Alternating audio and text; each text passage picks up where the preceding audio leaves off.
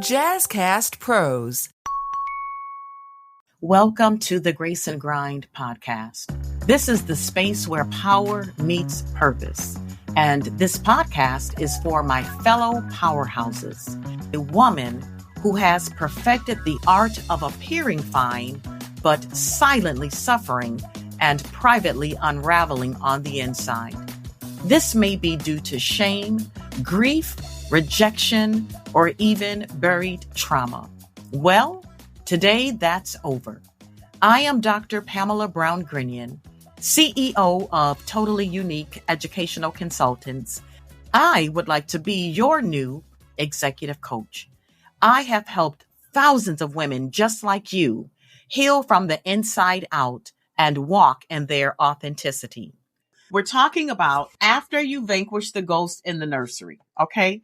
What is next? First, you have to reclaim your emotional space, okay? When the ghost is no longer directing your emotions, you finally reclaim the freedom to feel, think, and choose from a place of healing. Number two, you rebuild your identity. With the ghost voice silenced, your authentic identity begins to rise, stronger, clearer, and aligned with who you are truly becoming in your transformation. All right. Number three, you reconstruct emotional patterns. You learn to respond rather than react. And you guys know what that means, right? You got a small, medium, or larger. What is this, right? You got to go inward and understand, feel what's happening in your body and understand why. All right. And number four, align your behaviors with your becoming.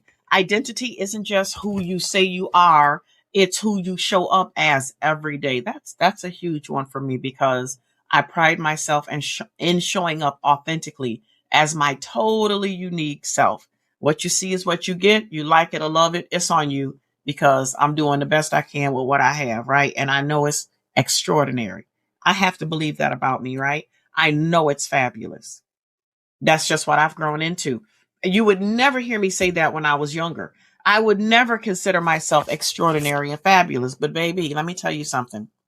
I am extraordinary and I am fabulous, and I'm not waiting until tomorrow to be extraordinary. I'm extraordinary today. Okay?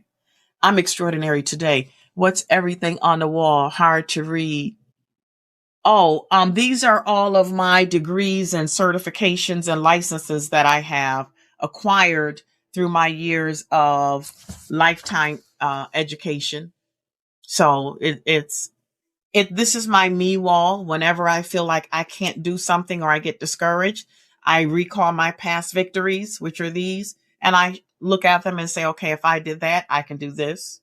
And I encourage everybody to have a me wall. You see me? Okay. I see you too. I must give the disclaimer. I am Dr. Pamela, but I am not a mental health professional. I am someone that understands trauma because I've lived trauma.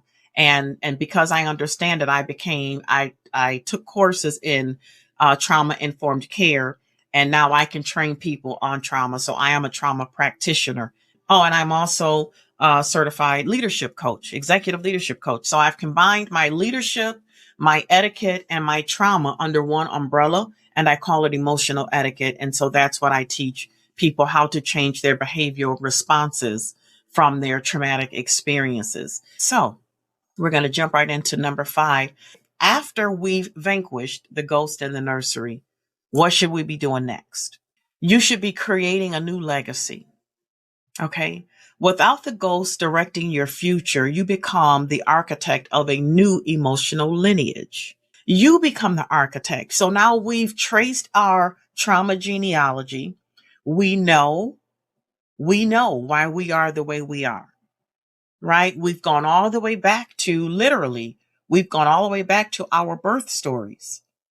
When we first started talking about ghosts in the nursery, we went all the way back to our birth story. What is your birth story? How you were born, where you were born, why you were born. Was it planned? Was it unplanned? How was the attachment? How was, all of those things. We talked about that. Now we're talking about your lineage. Moving forward, your new lineage with your transformation. You create your own new legacy. without you operating with your familiar past full of trauma that is directing and leading you, without the little girl and the little boy inside of you directing, showing up and behaving for you instead of the adult you taking control, because the unhealed little girl or unhealed little boy, it has such a strong presence. Now that we've put them to bed, right? It's nighty night bedtime for them, right? Now it's you. You have a new lineage. And now you're moving forward without that negative emotional loop. We're not doing that anymore. Now, here is your opportunity to create a new lineage for you, where you become the architect of what it looks like moving forward in your transformational stages. What does it look like?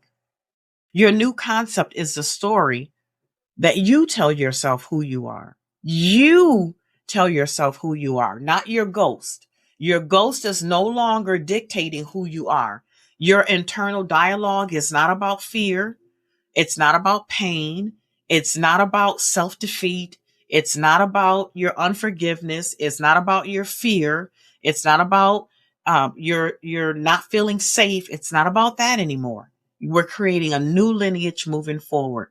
Your through lines at the top, it may be there, but now we're moving forward in a different direction. Okay, we're moving forward in a different direction emotionally. You've always been the architect, but you didn't understand that you had the power to control, right? Now that you understand that you have the power to control how these things show up in your life, how much power you give them, how you respond to them, and how they impact you. Now that you understand that you have the power to control, now you can create your new lineage. You get to create that. And now you get to rewrite the story. This is a new chapter. Yay, you. This is a new chapter that you get to write. And it's not based on your ghost anymore. It's based on the healed you. I'm so happy for you guys. And I'm so proud of you for doing the work. You have to break generational patterns that once shaped your family's emotional story. I told you guys I'm going to talk about epigenetics. I'm going to talk about epigenetics. You break generational patterns that once shaped your family's emotional story. That goes all the way back to tracing your trauma genealogy and who put their trauma in you. Who experienced things you didn't experience, right? But because they experienced things, they transferred those things into you. They said things, they did things based on their trauma and the symptoms from their trauma, right? They experienced things, their own trauma. They had symptoms from their trauma, and they lived out those symptoms. And then they lived out those symptoms while they were parenting you, teaching you, all the things, right? How did you get that way? Are you living out the wounds of someone else? Or are you living out the wisdom that you understand now based on all the lessons that we've gone through, right? Are you experiencing vicarious trauma, vicarious symptoms from trauma because it came from somewhere else? What I'm saying is you have to break those generational patterns. I'm telling you, that was some inward work that was difficult because you live based on what your mother, what your grandmother, what the adults in your life, what they've imparted in you. You know, those become the things that you start to say. It's the same thing with when you develop your own understanding of who God is in your life, and you understand that this is not my grandmother's God. This is not my mother's God. Now this is my God, because I understand based on my relationship with him and the things that he's done for me that increased my faith. Yes, it's all the same God, but now he's my God, right? Once I understood that I don't have to do the things that my grandmother and my mother said, I broke free from that. So for example, we used to have tarrying services where you kneeled, and you didn't have a cushion. Baby, if you were on hardwood floors, you were on hardwood floors. Good morning, Mars. Mars understands. Donna understands. And Ruth understands. We had tarrying services. This is what was taught generationally. And we had to tarry for the Holy Ghost, the evidence of the Holy Ghost, speaking in tongues, right? You had to tarry until you got it. And you had to call on Jesus's name until you got it. And you will be down there for hours. I mean, I tarried for y'all. As a kid, it's like, if you got to do all this, look here, I'll do without this gift. Okay. I don't want this gift because my knees hurting. Okay. When I learned that I did not have to burn my knees up and that I could speak as the Holy Ghost gave utterance, right? That's when I had the epiphany that, okay, this is my God. This is not it's the same God, but I'm breaking that generational thing because I understand. And when you know better, you do better. So what I'm saying is you have to do the same thing with your generational trauma. You have to understand if it does not belong to you, you got to let it go. But and however, you still have to pray to break it. The buck can stop with you, right? But there are so many people on your line of your genealogy that may not be breaking it, right? There are so many people. You have cousins, you have sisters, you all born in the same cohort, right? So you may be breaking the generational curses and your through line, but what about the generational curses and the other through lines? And that's why when I'm praying to break generational curses, I break them all the way back to Adam and Eve, because that's everybody's through line, right? It's the same thing with your ghost. You gotta break the patterns of the ghost and your lineage and your through lines, okay? And your through lines. So you have to break those generational patterns that once shaped your family's story. You guys following me? All right. You model healthy emotional behavior for those who look up to you. So it's not just do as I say, right? I always tell Cassidy, do you see me do that? Cassidy, do you hear me speaking like that? When she does her little stuff she learns at school and wherever she's, I don't got, and I say, Cassidy, do you hear me speaking like that? No, Glamour. I say it right. I don't have. And I say, why can't you say it right the first time? Right? But they're going to try it. People are going to try it. You have to model the behavior for those that are looking up to you so that they know that you're not just a person that says, do as I say, not as I do. Right? No, you have to model the behavior, right? You have to be the change that you want to see so that other people can see it and embody it also. That's just what it is. Right? And I think about all of the ladies that I saw, that I watched, and that I modeled, like my godmother, Erlina, right? She had a walk, baby. When she walked in, her presence was like, oh, I'm here. Right, Donna? She had a presence that when she walked in any room, her confidence was just through the roof. And I would look at her and be like, how does she do that? The men would be like, who is that? I'm talking about at church. Okay. She just embodied a presence, right? I have two godmothers, Erlina and Dolores. Okay. Just so there's no confusion. And Erlina was the first female the first woman that I saw that had this grace about her that I admired. And so much so that I just watched her. I just watched her. And I got to walk now, honey. Oh, you better believe it. I got to walk. I can show you how to walk one day. That's a Zoom class. Okay. But yeah, it's a confidence, but the confidence didn't come from you just walk sashing to the room. The confidence for me became when I became healed on the inside. It's authentic, right? Before I could walk into a room and people would look because I'm dressed to the nines. Donna said, yes, she did. Yeah, I'm telling y'all, she will put them heels on and baby, I can't, you have to see it. Well, look at me next time you see me, watch me. Okay. Just look at your girl. But because I've already developed my outward self, I know what to do. I know how to do it and I do it, right? But because my inward self didn't match my outward self, I couldn't pull it off. I couldn't hold the shine. Okay. Once I became healed and I changed my behavioral responses to my emotional symptoms that came from my traumatic experiences, then I was able to shine.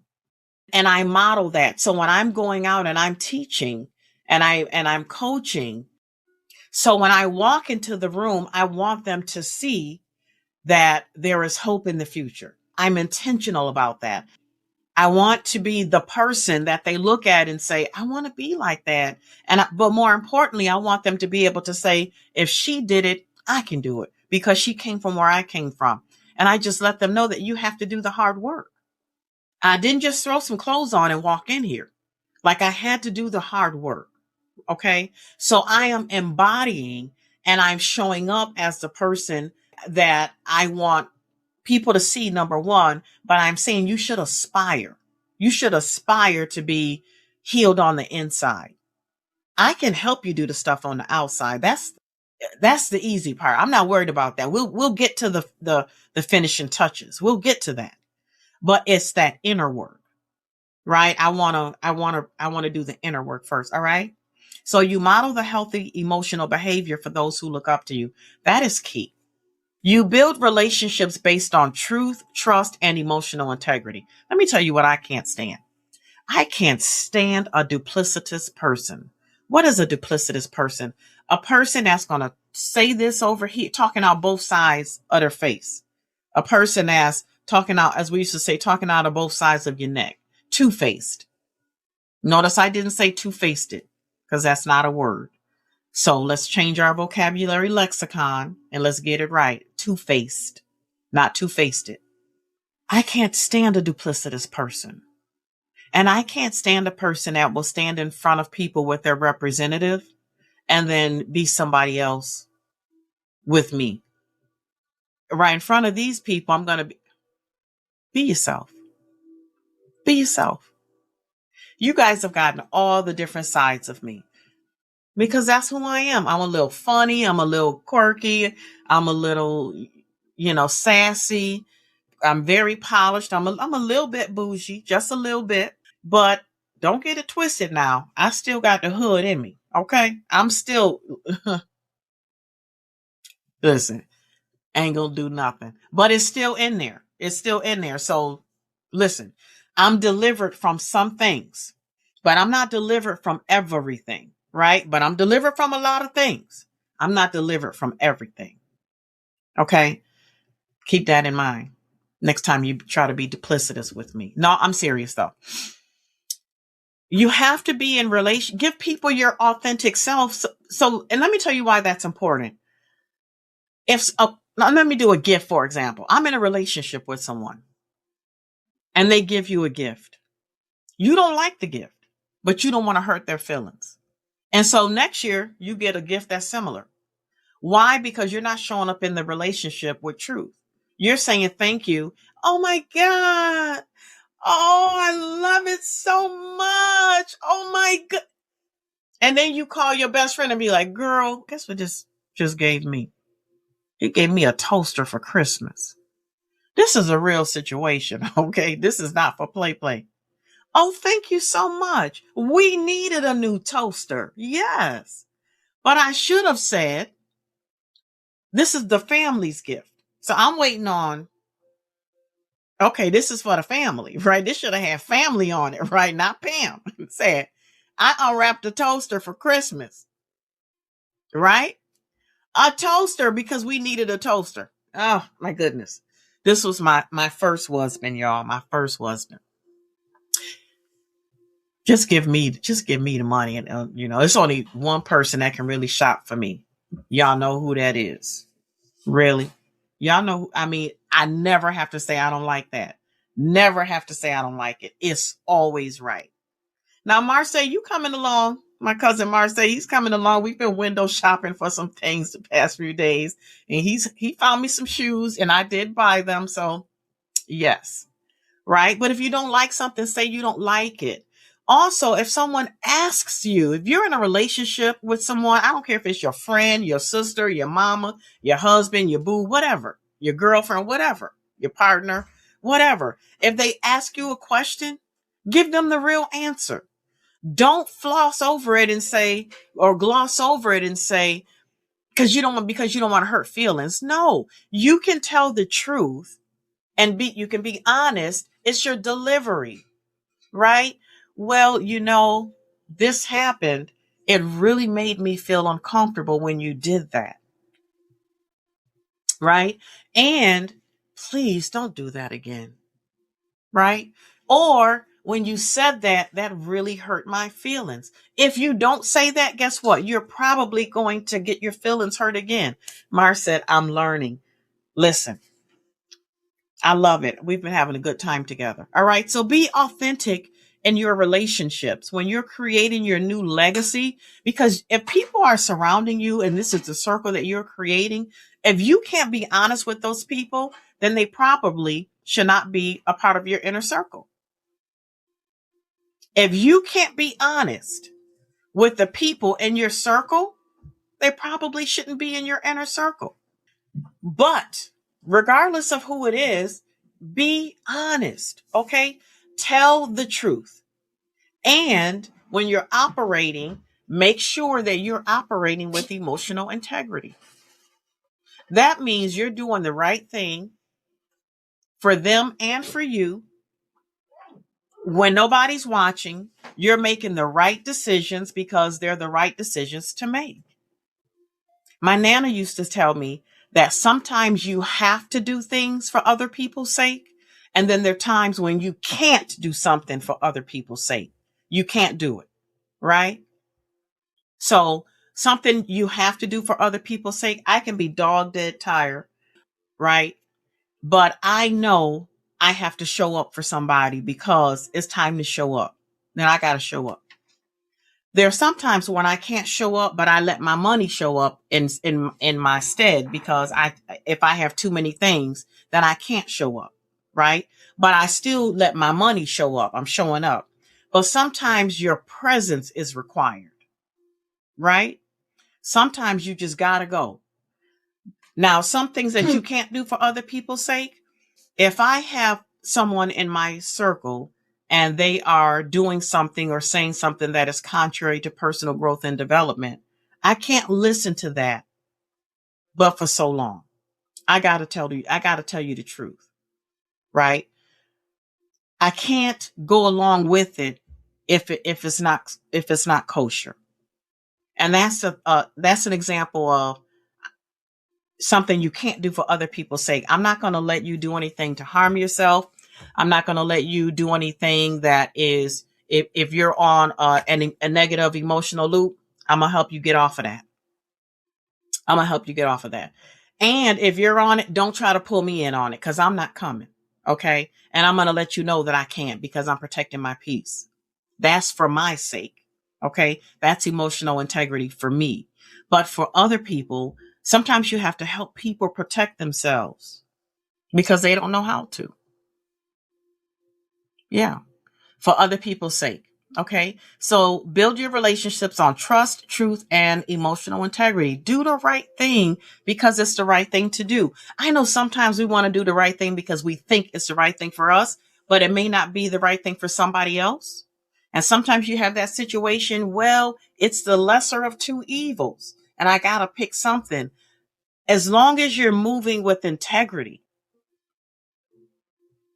move with integrity, make decisions based on integrity. Hey, Brady, thank you for joining, cousin.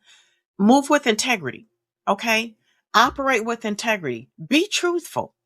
It may hurt someone's feelings to be truthful, but I promise you being truthful is best. If you start a relationship on lies, sooner or later it's going to come out. And then you can't build a foundation based on trust if people are lying in the relationship. When you are lying in relationships, that's your representative showing up. That means you're not comfortable with you.